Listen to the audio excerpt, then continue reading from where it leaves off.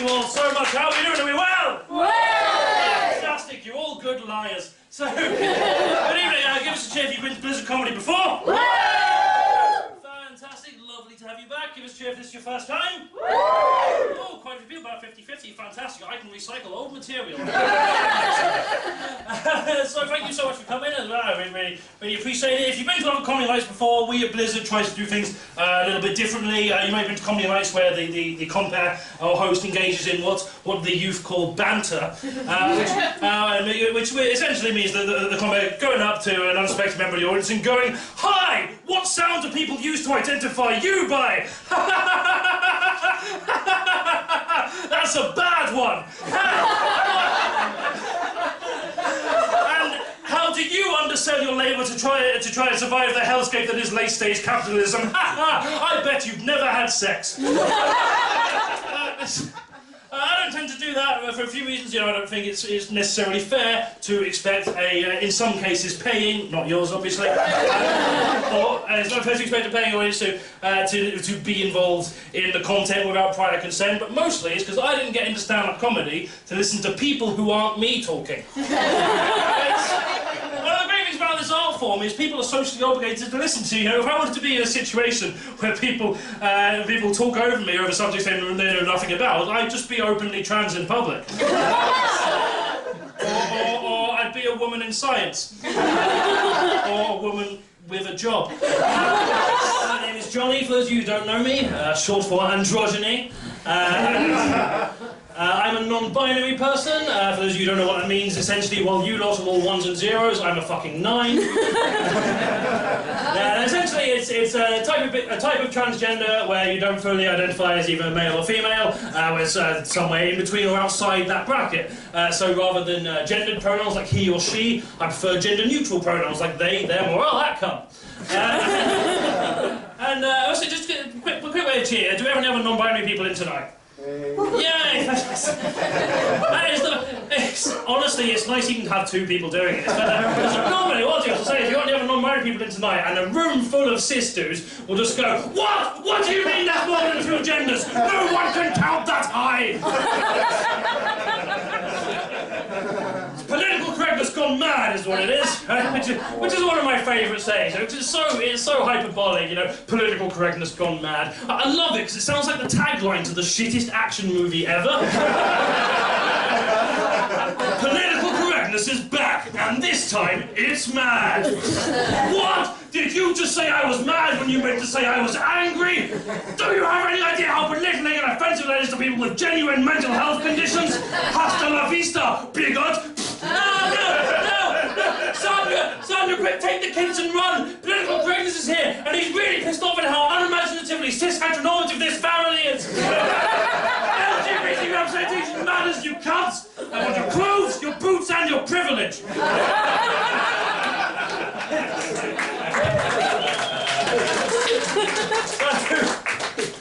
At this point, I've weeded out anyone who went to this comedy night unaware that it was a hard left one, so... I'm quite a left-wing person myself. I mean, obviously, not entirely through choice, you know. I mean, could you imagine me trying to join the Conservative Party? Hello! Hello, I'd like to join the Tories, please. I'm queer, poor, and I experience empathy.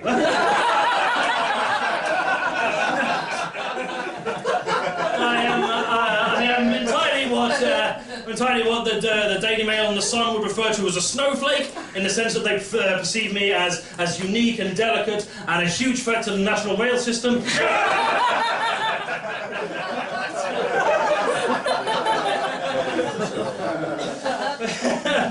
I don't know if this is just entirely my bias. I'm quite pro-PC myself, which is quite unpopular amongst comedians, apparently. Because I don't get the disdain people have for political correctness. You get these people who go, it's like you can't say anything anymore without offending people. It's political correctness gone mad. And I hear people say this, I'm like, wait, what? You can't say anything anymore? Oh, shit, why didn't no one tell me? I've been saying lots of things. Some would argue too many things. Hey, should have let me know sooner. Yeah, just call me naive, but I just don't think that's straight, that statement's true, right? And I have currently, right now, engineered a group of audience who are, according to them, the most offended people in the world. So we're going to test this theory now. Whether you can actually say things. things without offending people. Right, so what I've done is I've got a list of things somewhere which I've left over there, but fuck it, I remember them anyway. So a list of things and see if any of them are offensive to any of you. Blimey, it's warm outside. That lasagna was delicious. Compliments to the chef. You can still say that. You can say, fucking ate parsnips. That could go on. And I will. Excuse me, no one tell me where the lavatories are. I really need a shit. Incidentally, side note, did you know the word lavatories is the word lava plus the word Tories? I can't think of anything more terrifying.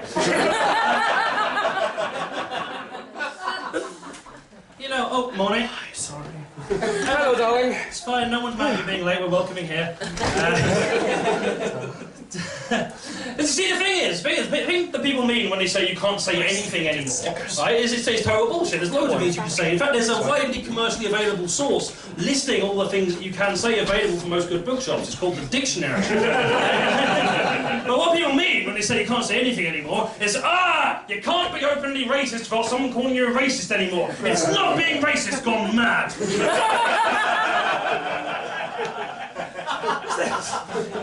There's this idea, that if you are... if you are a politically correct person, you must somehow be against freedom of speech. I don't think that's true at all. The thing a lot of people don't understand about freedom of speech is it goes both ways, right? You have the freedom of speech to say grossly racist things, just everyone else has the right to their freedom of speech to call you a massive cunt for it. Your freedom of speech grants you the right to be misogynist. It also grants the right of women to not sleep with you. Right? All of you here tonight have the freedom of speech right to call me a liberal tranny faggot who loves dick more than anyone's ever loved them. Okay? But I can exercise my right to freedom of speech to punch you in the fucking face. Actually, no, I can't do that. That would be assault. Well, no, man, against law. But I could say I was going to punch you in your fucking face, just as long as I didn't actually do it. That'd still be threatening, wouldn't it? Stop breaking the law. Okay, I'd be allowed to say that I was going to punch you in the fucking face, provided I clarified it with, obviously I'm not going to actually do that because it's illegal, and also I couldn't win a fight to save my life. I still wouldn't stand up in court though, would it? Actually, this is a lot harder than I thought it was. It's like, you can't even punch people in the face anymore without people being offended. Anti-assault law's gone mad. So, what inspired you to launch your own show? Well, it's a thing I enjoy doing. Is the main thing. Like I'd run a handful of gigs before, a couple in London, a couple in Manchester before, but they always kind of lacked direction and purpose. It was more I was running comedy nights because I wanted to run a comedy night, I wanted to book people I liked, but that's it. Like I wasn't really offering anything like that really set us apart from any other comedy night, which is like a huge problem in London when there's so much choice, and even in Manchester, unless you're already really good, which I don't know, I was decent at that point, but I wasn't fully what's the word, I wasn't good enough to be running my own show necessarily.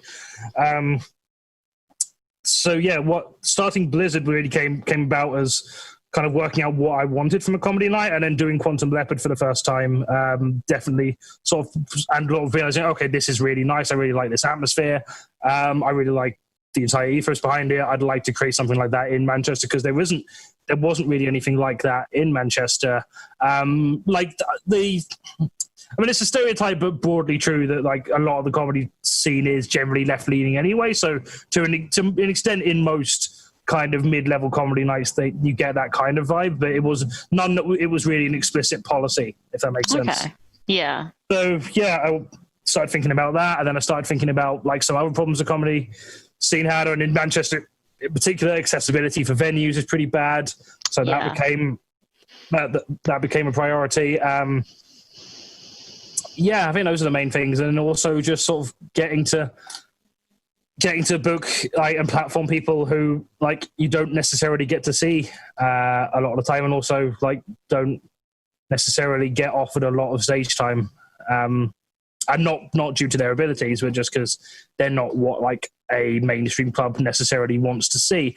And because you do get this thing when, particularly more corporation-based comedy club, like the Comedy Store, where there's like a lot of executives sort of like trying to sort of guess what comedy people want to see. And to be fair, like they probably nail it in terms of like their audiences want to see the same four bald white men with glasses who are admittedly all very good, but like they're you good in the same way. Yeah, if you know, yeah. Like they're all good at doing the same thing. But I think the danger of that approach to it is that you do run a risk of getting kind of stuck in the past. Like the Comedy Store, I think only maybe last year or the year before had their first all-female lineup, and that's ridiculous. Given that like the Comedy Store in London was basically the birth of alternative comedy, the fact that it's kind of it's taken this long. Yeah, I've had loads of all-male lineups. Yeah, exactly. I don't know if this is including the London Comedy Store. I don't know how they work. I don't know if they're actually booked by the same people or what. But certainly the Manchester one, it was the first one. And I'll be honest with you, everyone, I don't really want to start today off on a lie. You know, I think we're all friends here. I want to be honest with you. And the truth is, Jonny isn't actually the name that is on my birth certificate. Right now, my full name is actually Jonathan Collins. But I go by Jonny because, to be honest with you, I don't really like the name Jonathan Collins. You know, I never wanted to be called Jonathan Collins. In fact, even my parents never wanted to call me Jonathan Collins. What they wanted to call me was Zalfor, Commander of all that is evil! Collins. Because they were expecting a girl, you see. Obviously, when my dad found out, he's fed up already. He's the first act, I don't know what I'm talking about. See, when my dad found out I was going to be born with a dick, he was like, oh, no, Jacqueline, we can't call a boy Zalfor Commander of all that is evil. Oh, no. That'd just be weird!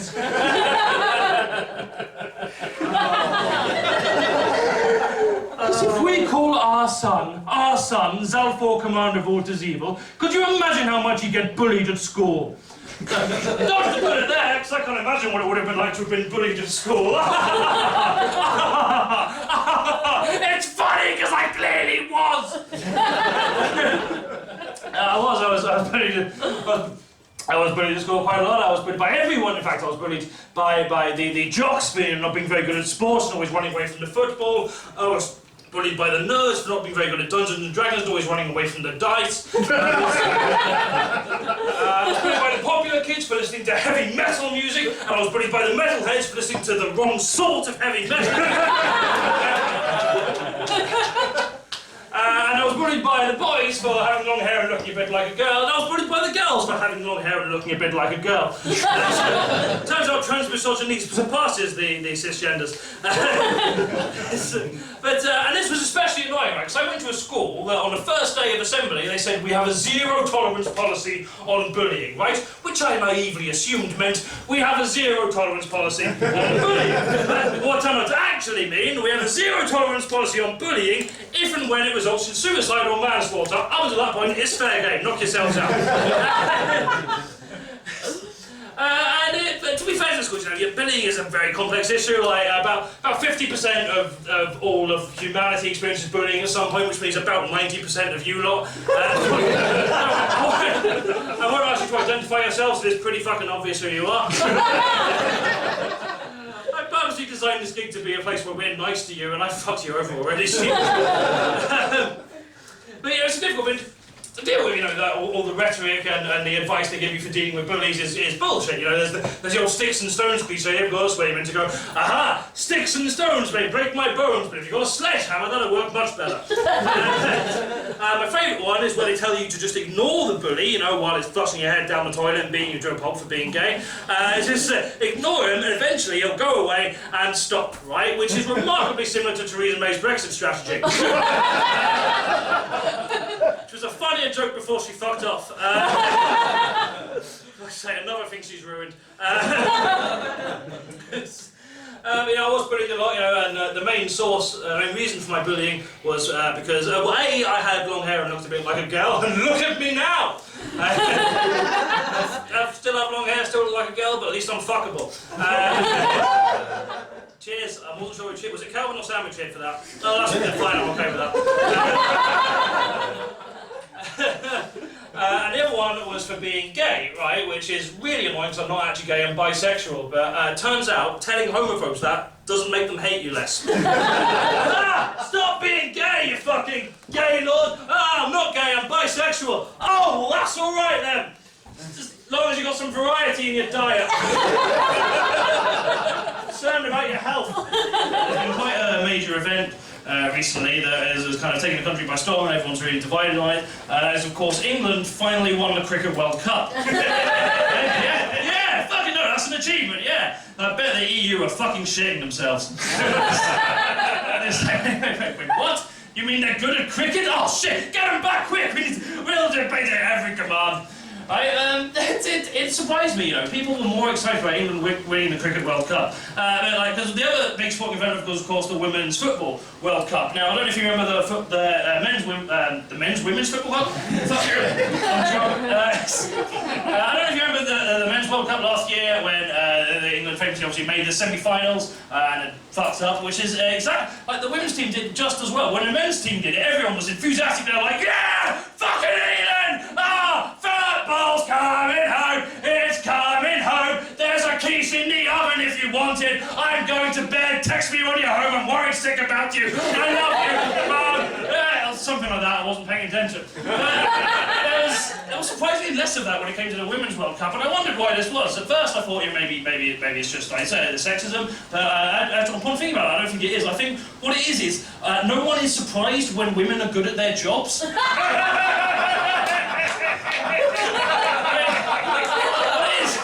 What it is men have set the bar of achievement so fucking low. Wait, what? You mean Gary actually did the thing he was being paid to do? And it only took him 90 minutes? Fucking hell. He's not even sexually harassed anyone since Thursday. Employee of the month right there. But obviously, Brexit has happened and we've officially left the European Union. You don't all seem very excited about this. What's going on? Because I'll be honest, I voted Remain, but I'm excited to see Britain really taking its country back and becoming British again. I'm looking forward to getting rid of all these foreign restaurants like Nando's and Jamie's Italian. Getting rid of all these fucking foreign restaurants, replacing them with cafes that only serve baked beans and one suspiciously green-looking jacket potato. Make our country great again. I'm looking forward to passport control being less convenient for everyone. I'm mostly looking forward to them deporting all the brown people who don't know the words to the song Vindaloo. But it's a bit of a shit show. But what I will say is there have been some good things that have come out of Brexit, in my opinion. I mean, for example, the Lib Dems have actually started opposing the Tories, which, could have done that about 6 years ago when it would have meant something. But you Lib Dem. It's such a Lib Dem thing to do, isn't it? Is to just sort of go along with what the Tories are doing over and over again until it comes to Brexit. Like austerity, totally fine with tuition fees, totally fine with NHS crisis, totally fine with Brexit. What? What do you mean I've got to wait an extra 20 minutes till I buy an annual flight to Mallorca? Don't you dare strip my rights away from me! Because that's right, I'm doing material about the Lib Dems. I'm saying what other comedians are too afraid to say. That's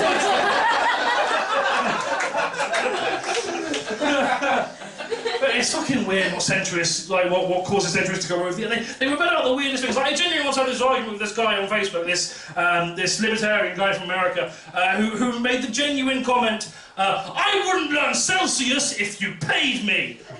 What a weird thing to be so passionate about. The units of temperature. I like to think that he's so passionate about it that if America do, for whatever reason, decide to get rid of Fahrenheit and switch over to Celsius, he's going to dress as if it's Fahrenheit. What is that going to be like? Do you want to take that coat off? It's fucking July. No! It's 38 degrees, that means it's fucking freezing! You can't tell me what to do,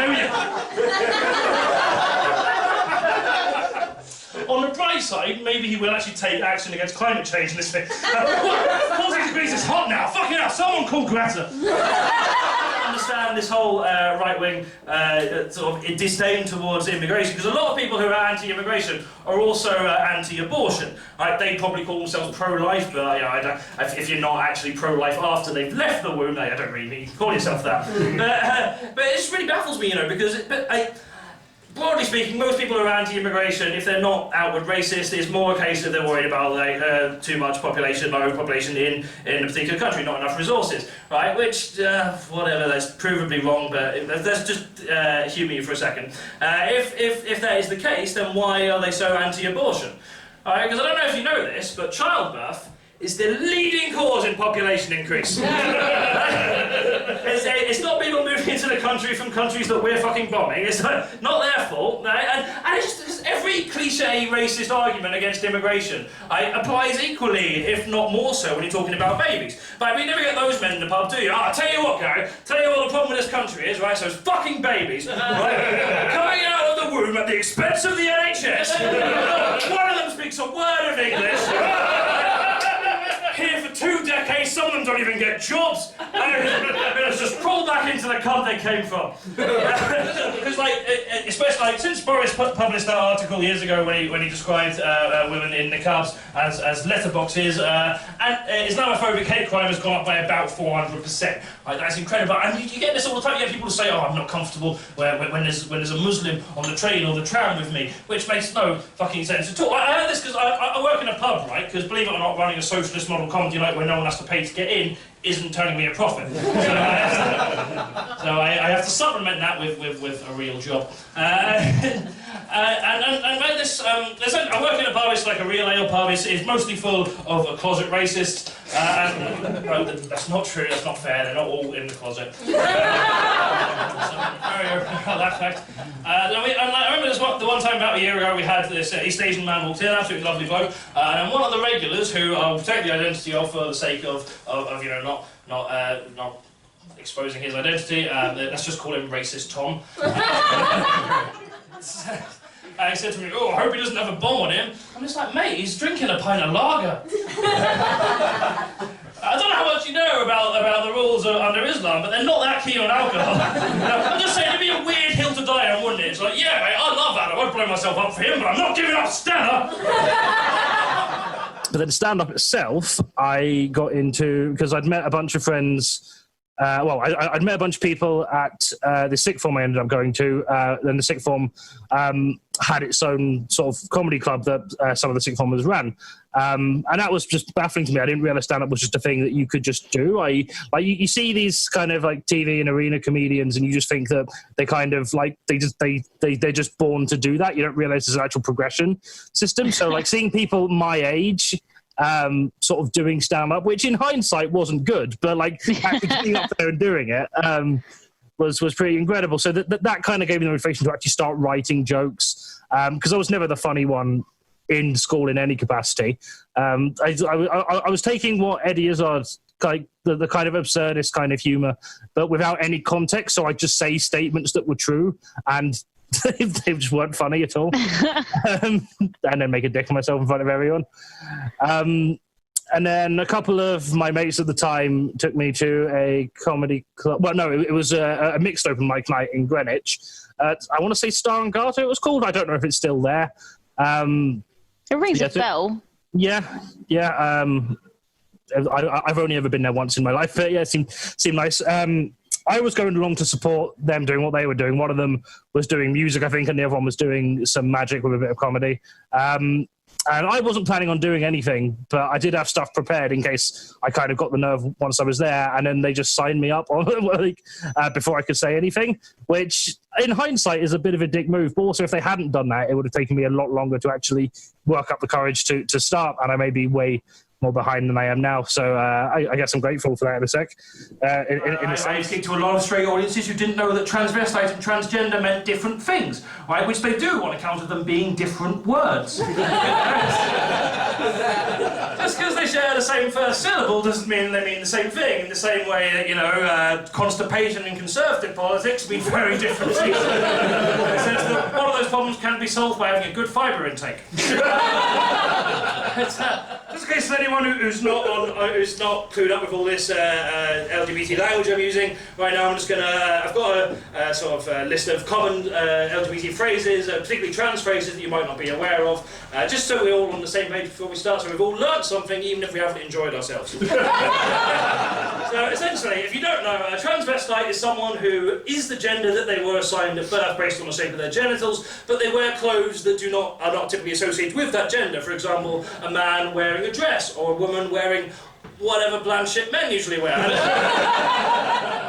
Beige tracksuits and clogs. See, this is why you don't get many female transvestites. Men's clothes are fucking shite. If you're transgender, you're someone who does not identify with the gender you were assigned at birth based on the shape of your genitals. If you're transparent, that means you are a transgender person with at least one child. Told that joke in Macclesfield once, took them a full 30 seconds to get it. Very smarter than Macclesfield, well done. Transistor is a trans woman with siblings. Transport is where rich trans people keep their yachts. It's also the opposite of trans starboard on said yachts, well pointed out. Transfer is the hair that grows on us transgender people. Not even going to get started on transferees. Transit stands for Transgender Information Technology. Transactions speak louder than trans words. The Trans-Pennine Express is a railway network between Scotland and the north of England that, despite its name, has nothing at all to do with being transgender. Good, glad we're all on the same page. I want to talk a bit about dysphoria tonight, because I've been dressing this way for about 7 or 8 years now. It's about time I wash these clothes, you're right. But even before that, I've been cross-dressing since I was about 16 years old. I've been experiencing dysphoria since I was about 12 years old. The first time I ever noticed I was experiencing gender dysphoria was the first time I tried to watch straight pornography. If you haven't seen it, it's not like normal pornography, but the acting's not as good.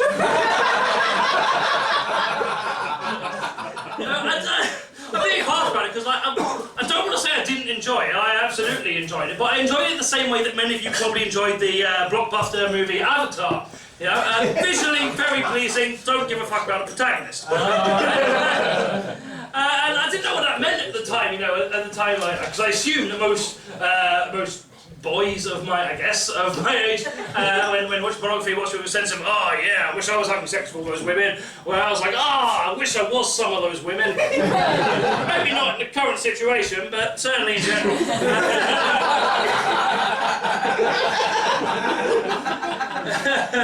But it's a weird thing because the problem I had with experiencing gender dysphoria is I didn't know it was gender dysphoria. Like, for ages I thought that maybe I was just gay, but at the same time when I was 12 years old I thought that bumming was when two consenting adults smushed their anuses together and farted into each other.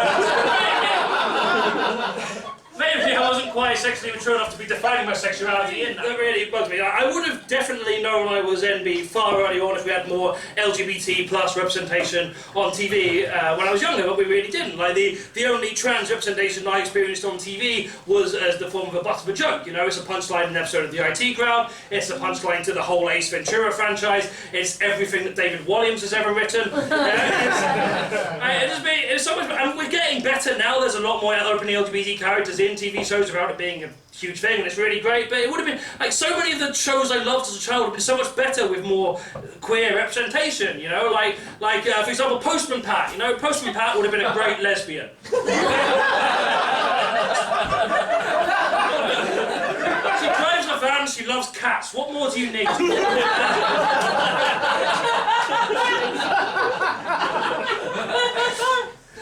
Bear in the Big Blue House, it could be gay, you wouldn't even have to change the title. Johnny Bravo, he's bisexual, obviously. What, you tell me Johnny Bravo wouldn't fuck a dude if he stayed still long enough? Ash Ketchum from Pokemon's definitely a trans boy. Right, I mean, look at all the signs, you know, he loves animals, he dresses like Ash Ketchum from Pokemon.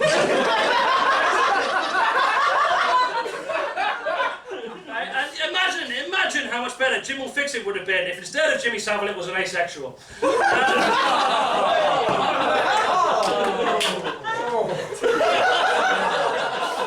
I'll be honest, I wasn't sure whether to consider it a joke or not, because, yeah, it is a paedophile gag. But at the same time, it's also an ace-inclusionary gag. So it's actually a lot more woke than it sounds. I quite enjoy sex.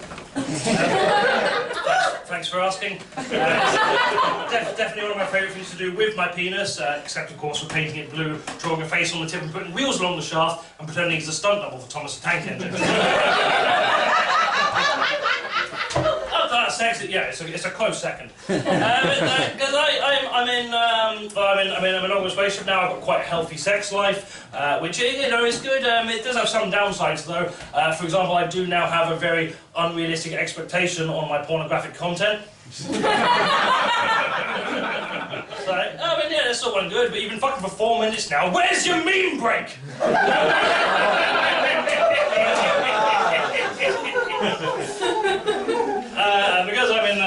Because I have a healthy sex life, I now have no motivation to peel the labels off of plastic bottles.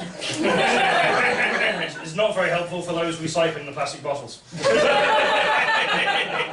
I'm all about the environment. Extinction Rebellion are in tonight, they're not. How do you know? I said they were, but they've not shown up, the pricks. But yeah, I wasn't always this way, you know, I don't mean to brag or anything, but in my late teens I had quite a lot of, quite frankly, mediocre and emotionally unfulfilling sex. Yeah! I love it, it's great. I was, for want of a better word, a massive slut, which I mean in the most positive way possible. You know, I'm very, like, some people obviously do slut shaming. I'm very positive on being a slut. I don't understand slut shaming at all. Like any sort of women assigned female or femme presenting, people in this room will be aware if they've used online dating that you get these men, right? You get these men on online dating who will message you saying something like, "All right, Mary, fancy a shag?" Assuming your name's Mary, otherwise fucking weird. I know my name if you want to fuck me, mate. Jeez. And then assuming you didn't want to have sex with this man, you say, "Oh no, thank you, I've just had lunch," or whatever. I'll be honest, I don't reject people very often. I'm not entirely sure how you do it. "Oh no, thank you, no, I'm not interested." To which, you know, the man, being the sort of very sort of modern 21st century feminist male that he is, would say something like, "Yeah, well, I didn't even want to have sex with you anyway, you fat ugly slut." It's like, well, that's not what that word means. You can't call someone a slut after they've refused your sexual advances, because reading between the lines, what you're essentially saying is, "Man, I'm so unfuckable, even the sluts won't have sex with me." You played yourself. It makes you question though, do they apply this logic to other aspects of their everyday life? They're just wandering around the centre of Manchester going, "Excuse me, have you got the time?" "No, I don't, I'm afraid, sorry." "Yeah, well, I didn't want to know the time anyway, you fucking clock." Excuse me, do you know the quickest way to Piccadilly Station from here? I'm a bit lost, I'm not from round here, sorry. "Yeah, whatever, you fucking sat-nav."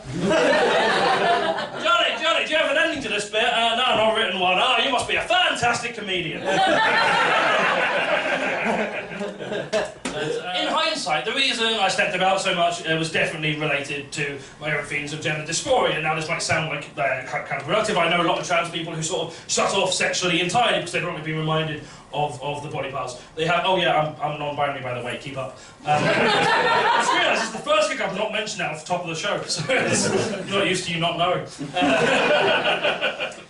But the way I dealt with gender dysphoria was by having sex with as many people as possible, as often as possible, and I think because, basically, because it's very hard to resent your cock when you're mid-orgasm. Don't get me wrong, I managed. I had to work real hard at it.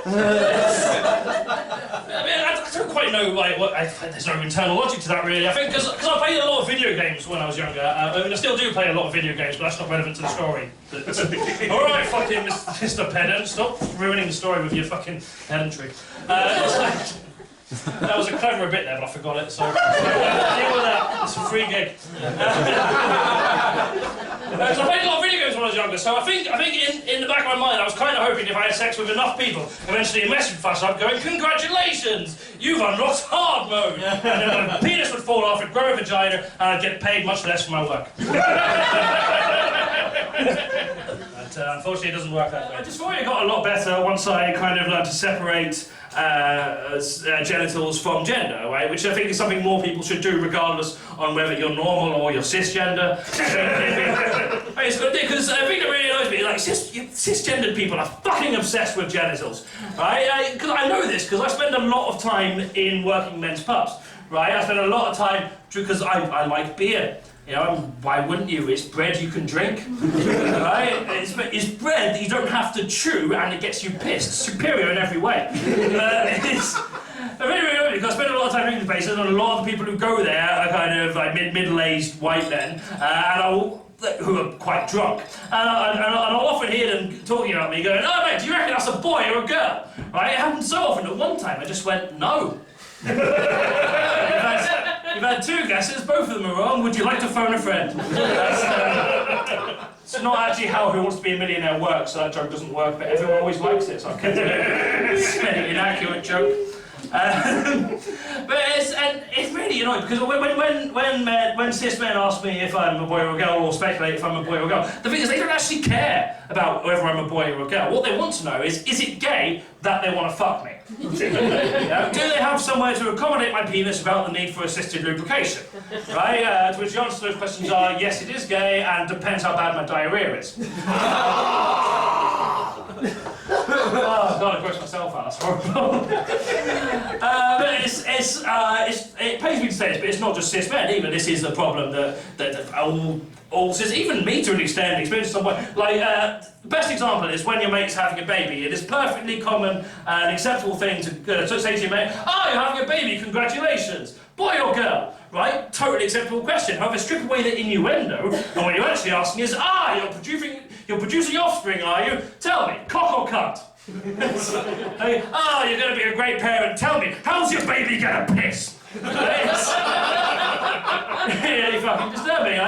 There's only 3 situations, I think, that you should ever need to know what someone's genitalia is. You know, one, if you're going to be entering into a sexual relationship with them, because obviously you want to know what you're going to be working with. It's just common sense, really. Second one is if you're a medical professional and have specifically been asked by your patient to perform some sort of genital-relevant doctoring. The third one is if you're a cannibal who has weirdly specific allergies. Hey, excuse me, mate, just out of curiosity, were you assigned male or female at birth? Male? Why? Fuck, I'm allergic to nuts. It's literally the worst joke I've ever written. In addition to being non-binary, I am also a bisexual, which if you don't know what that means, is like not being bisexual without the negative. It's great. I enjoy being bisexual. You get twice the amount of opportunities for being rejected. It's great. You get a lot of negative stereotypes being bisexual. There's this whole thing around that if you're bisexual, you're somehow greedy. You know, like people say, what you mean? You can be attracted to people of more than one gender. No, why don't you just pick a gender? Save some gender for the rest of us. Right? Fucking bullshit. It's fucking tiring. And just about bisexual, I used to be polyamorous, which is. I'm not really so much these days because it's a lot of fucking work. Because I work 2 jobs and run this, and like when you're in polyamorous relationships, people you're in relationships with expect you to spend time with them. It's hard to deal with that. So needy. The first big relationship I had was when I was 18 years old, back in 2012. Again, sorry to make everyone feel old. If you feel old, have you tried not being old? All I can suggest. Because now I'm in a monogamous, quite all that like fucking doing awful stuff. It's fine.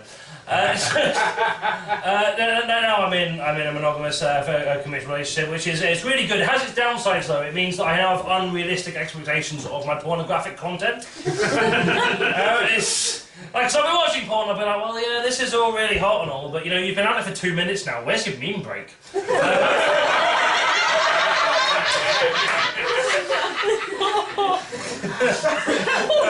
it. But the first sort of big relationship I had, it was an open relationship, and you know, I was all willing. It was sort of like, you know, well, we'll do this, but she was like, oh, I'm going to be having sex with other people. And I was like, that's fine. I'm not a particularly jealous person, and yeah, that's all working good. But in theory, in practice, it was a lot more awkward than that because.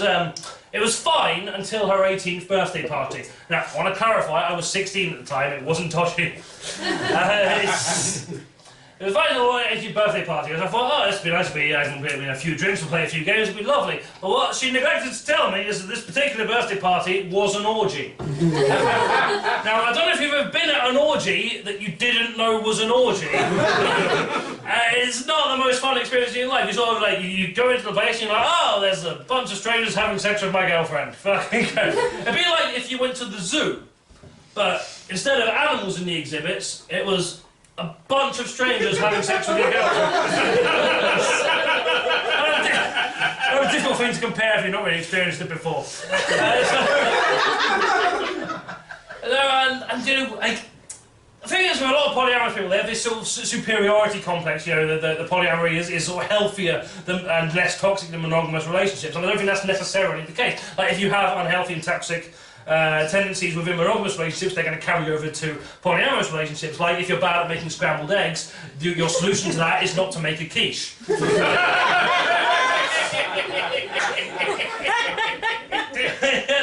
And I've been guilty of this as well, and it's a very weird one, because I felt like I couldn't be mad at the time, but we hadn't discussed this, we engaged consent that, like, you can have sex with other people, but I wasn't expecting to walk in and get a front row seat to you having sex with other people. It was really fucking awkward, and I wasn't dealing with it well, so I dealt with it like any mature late adolescent would, and I dragged myself into depression. It's just, so what is it? Yeah, I drank all the booze at the party, and then I passed out in the dog's bed. And then when I woke up, content warning for this week, by the way, this story does have a bit of sexual assault in it, but it has a happy ending. If you're uncomfortable hearing about that was not a joke. Thanks for that. Yeah, if you're uncomfortable hearing about this, if you want to leave for the next 5 minutes, that's totally fine. I'm totally on board with that. So yeah, I woke up, I drank myself into, I blacked out basically, and I woke up in the dog's bed, and I woke up with, I was half hungover, half drunk, and I woke up really needing to poo. Now, give us a cheer room who here has needed to poo before. Right, if you haven't, it feels a lot like when someone's got their finger up your ass. Now, unfortunately, drunk, hungover me did not realise that was what's going on. So I sort of woke up and was like, oh, I really need to do a poo. Now, normally, when you need to do a poo, there's like 3 stages to this process. The first one is you recognise the need to do a poo. Right, that's fine. The second one is you find the nearest toilet or bush or Tory council's letterbox to poo. And the third one is you evacuate your bowels. Now, I'm not proud of this. I was that drunk and that hungover simultaneously that I just skipped stage 2. I just thought, like, I need to poo, well, I better fucking poo then. I did, and it was a tough one, you know. I had to really push, and nothing happened, and eventually I heard this yelp behind me, and it yanked out at me, and I was like, holy shit, have I just done the world's fastest poo? This is amazing. You know, someone get the Guinness Book of World Records on it. Hey, someone ring Britain's Got Talent. I didn't do this, but they never got back to me, because Simon Cowell doesn't care about true art.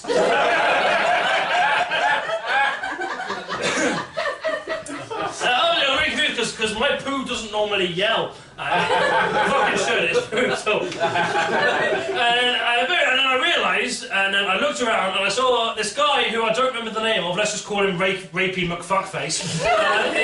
He was running over to the sink and washing his hands because I had apparently done a really watery diarrhea shit all over his hands. And that doesn't make up for the fact that he was sexually assaulting me, but it's fucking close. I still went to it today. I'm quite lucky actually, because as a bi pansexual person, I'm quite lucky that I was raised in a kind of middle class Christian, but not arsehole family, that I never felt to come out to my parents, right? The whole concept of coming out as homosexual or otherwise seems really fucking weird to me. So whenever I picture a gay person coming out to his parents, goes something along the lines of, Mum, Dad, there's something really important I want to discuss with you. It's not easy for me to say, but I'm just going to come out with it. Rather than putting my cock into women's vaginas, I prefer to put it into other men's bottoms. Or them put their cock in my bottom, not asked. It's been a while. I just think that you should know that's the only way that your son, who you gave birth to, is able to achieve orgasm. Lots of hot, kinky bum fun with other men. Dad might say something like, oh, I see, yes, well, thank you very much for telling us. You know, Mum and I will love you no matter what. There's just one thing. We are in the middle of eating at the moment. If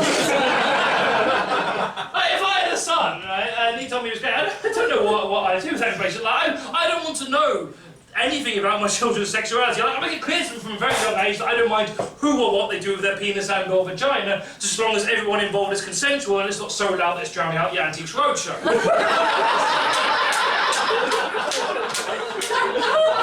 Does that even still exist? I haven't watched TV in years, fucking hell. It's just weird, you know, if you're anything other than heterosexual, you're kind of socially obligated to warn your parents. Like, how fucked up is that? You don't have other sexual preferences, do you? Mum, Dad, something I need to tell you. I'm massively into water sports. And I'm not talking about Tom Daly diving. Oh, no. Talking about Tom Daly getting his willy out and pissing on my face. If my son told me he was gay, I wouldn't know what to do with that information. It's become like, what, you're gay? Okay, why are you telling me? I mean, I'm not going to fuck you. This weekend was obviously Manchester Pride. Did anyone go to Pride this weekend? Woo! I expected the audience to be gay, I'm not going to lie. It was very disappointing. No, to be fair, I also didn't go to Pride, mainly because I was stuck at work, but also because I am not a gay man or a straight woman who has an unhealthy obsession with RuPaul and Queer Eye. As much as I love Pride, and I'm glad it exists, and it is a really good thing that we celebrate queerness in two of its forms. It's really... It's not really, like, for a non-binary, bi, pansexual person as myself, it's not really ideal. Chris was talking earlier about the whole the bi and pansexual label thing, and a lot of people get confused about this whole kind of thing, like, oh, why do you need so many labels? Why can't you just be who you are? I mean, how else are you going to know how to wash us?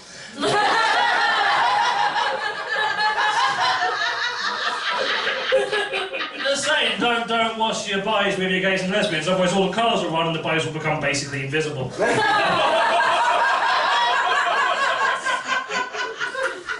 Because they are similar meaning things, but I mean they are also different as well. I'm quite happy with both labels. I think there's kind of a bit of rivalry between a lot of bisexuals saying that pansexuals are erasing the bisexual label, and a lot of pansexuals are thinking that bisexual is exclusionary of trans and non-binary people. Now, as a non-binary person, I don't particularly feel excluded by the term bisexual. I get where they're coming from, because bi is a literal translation, there is a prefix, means two other things. A bisexual, you assume, would mean attraction to two genders. However, I'd argue that over time, context has changed in the way most people use the word bisexual.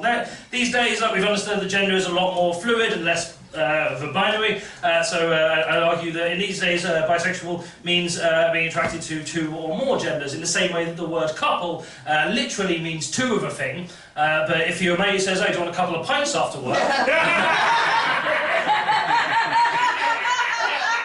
You're having 12, right? 2 minimum. But no, the way I see it is, I say pansexual seems to be more of a kind of like attraction that is not influenced by gender at all, whereas bisexual means attracted to everyone who isn't a cis man. I don't want to be mean to cis men. I've been with a lot of cis men in my time, some of them have been tolerable. The issue I have is one, the sheer volume of cis men as opposed to everyone else, and two, the type of cis men I attract, because I don't attract gay cis men. That's the really weird thing. I don't attract gay cis men. I don't even particularly attract bi or pansexual cis men. Well, there's two types of cis men I attract. There's bi-curious cis men and straight men who've given up.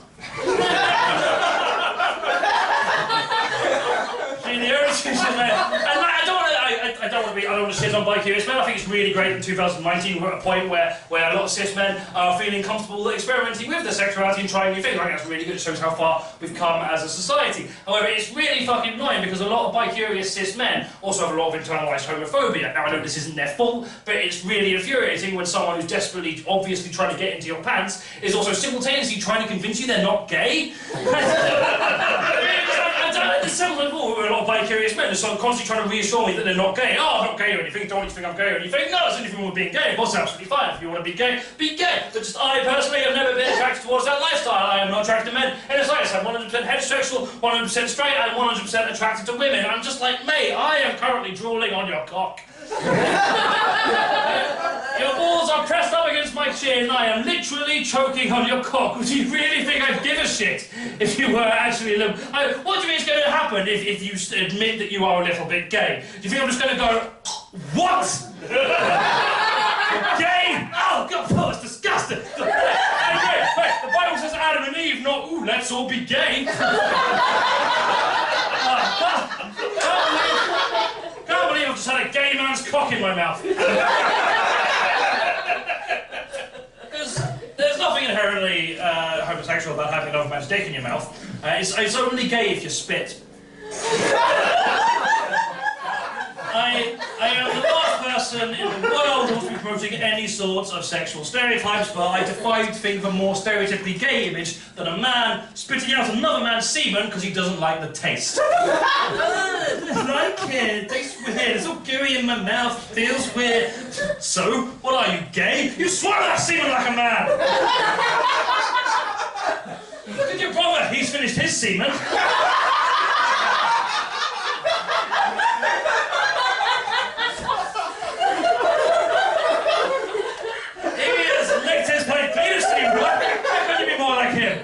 Right, that's it, no dessert till you finish your semen.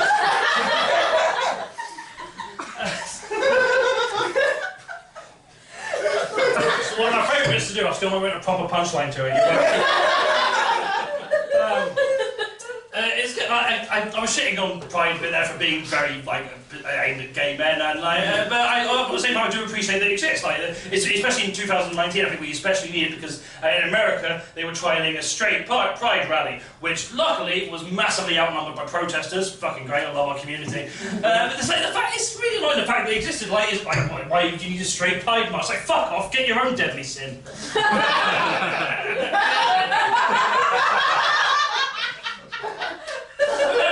Before the fucking 80s. Maybe I don't think that's an appropriate one. I think straight envy would be more appropriate, as you clearly can't. I think straight. I've forgotten the other ones. I think straight greed would be a very appropriate one, as you have to have literally everything for yourselves. Or maybe, just maybe, have straight sloth, which would be great because maybe you'd fall asleep and shut the fuck up. If you're not familiar, by the way, pertinent is what's known as a TERF, which stands for Trans Exclusionary Radical Feminist. Now, on the one hand, I don't think that Trans Exclusionary Radical Feminist is a good word for transphobes because there's nothing radical or feminist about being transphobic. You know, because to me, the whole idea of feminism is supposed to be a sort of I am a woman. I am not to be reduced to my reproductive organs, my genitalia. I am more than just a vagina. Unless you don't or didn't always have a vagina, in which case you can fuck off. Get out of our bathrooms. You know, how dare you come into our bathrooms, aggressively keeping your genitals to yourself. If you ever go at trans women for using women's bathrooms, you may as well just shout at your breakfast every day going, yeah, what do you want? Always an omelette, what are you? You're just an egg in denial, you are. Get the fuck out of my bathroom, you trans omelette. The metaphor falls apart at that step. So yeah, on the one hand, I don't think TERF is necessarily a good word for transphobes, but on the other hand, TERFs fucking hate being called TERFs, so I'm going to call them TERFs. I prefer to call themselves gender critical, which to me just sounds like a fucking awesome D&D mechanic.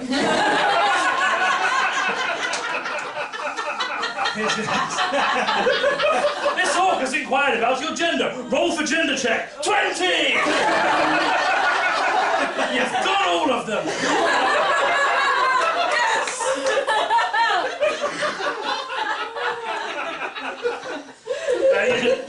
You can always spot a TERF because TERFs will immediately, because they say things like, oh, I'm not against trans people, and then proceed to describe why they think that every one of your human rights should be eradicated. The big thing Graham Linehan said recently on an interview, I don't know if you've heard it, he's basically compared he compared trans children being allowed to take puberty blockers in order to present and feel as a gender as they are to the Holocaust, right? I know, which is objectively the most offensive thing anyone has said ever. Because in one sentence, comparing trans kids to the Holocaust, you're offending trans people, you're offending Jews, you're offending disabled people, you're offending you're offending gay people, you're offending doctors, you're offending biologists, you're offending historians. Fuck it, you're even offending Nazis at this point.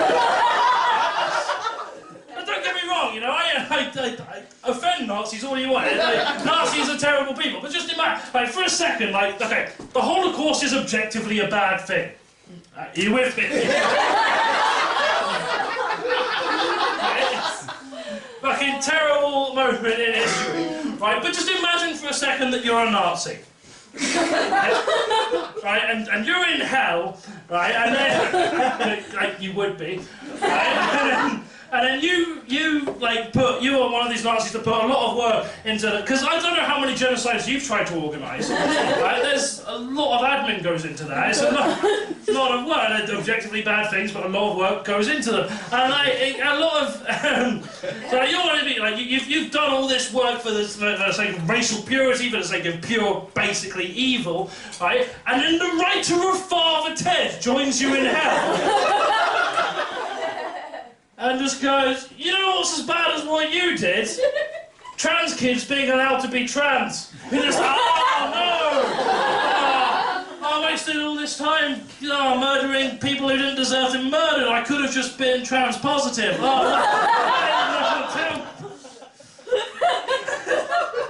Fucking ridiculous. But the thing that annoys me, I don't understand why more women specifically are more offended by Graham Linehan, because he's at the end of it all, he's a cis heterosexual man who's speaking on behalf of cis women and also cis lesbians, saying that cis women, particularly cis lesbians, should be afraid of trans women because, you know, they might try and have sex with you. No, that's not gonna. No. I'm going to give a little secret on trans women, right? They're not that into transphobes. Right? You probably say, no one is going to make you fuck someone who you don't want to fuck, and if they do, it's because they're a rapist, not because they're trans. Right? They're entirely different issues. Right? And if you are a cis lesbian who is afraid who is neglectful of trans women because you don't necessarily want to have sex with them, then you don't have to have sex with them, that's fine. What you do need to do is acknowledge that they are women, because believe it or not, a woman's womanhood is not based on whether or not you, as a lesbian, wants to fuck them. The one thing that's always really stuck with me is that everything you learn and every rule of comedy, and you can apply this to a lot of creative arts, I think, every rule has an asterisk next to it. So, like, you can be taught the rules, you can have a good understanding of how to formulate material and how to approach comedy, but they're not definitive. Like, you can bend them and you can make your own thing, sort of bypassing them. And that's always been the thing that stuck with me. Just because, yeah, you can, like, there's no. It sounds cliche, because there is a wrong way to do comedy, because Comedy Unleashed do it, but there's like the kind of rigid things, like rules of comedy, can be subverted and completely bypassed, and you can still create something new out of that that like no one else has done before, or at least not many people have done before, and then that can change the entire kind of landscape of it and influence the things that are being taught to future generations. And I really like that. I really like that. That's very nice. Yep.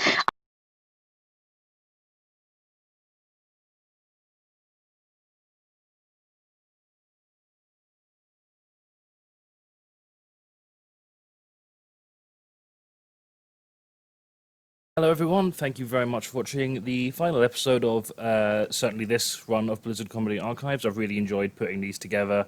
It's been really nice revisiting all of the nights we managed to put on and all the great comedians we had at the time, and get to put them in this nice little compilation package for you all to enjoy. So thank you very much for your continued support, especially to our Patreons and anyone who has donated us any money over the past year and a half is it since we've been running? It's been I don't know where the time's gone. It's been fucking ridiculous. But yeah, thanks to everyone who's supported us both financially and indeed just by bigging us up on social media. We really appreciate all the buzz that you've been generated. It's fair to say we would not be where we are now without your continued support, financial or otherwise. So thank you very much.